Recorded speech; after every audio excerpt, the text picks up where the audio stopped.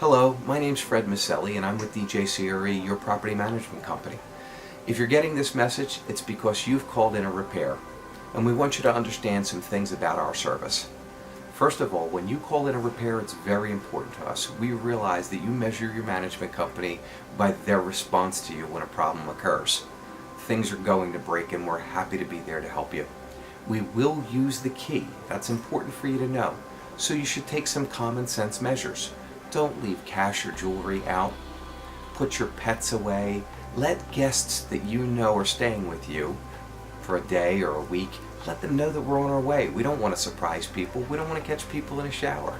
It's uncomfortable. We're here to be of service to you.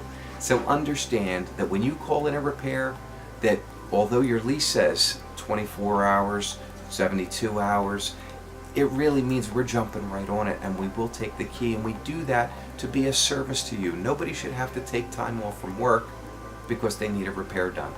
So I'm sending you this message to help you understand that we want to be of service. We're trying to build a relationship with you and give you the best possible experience.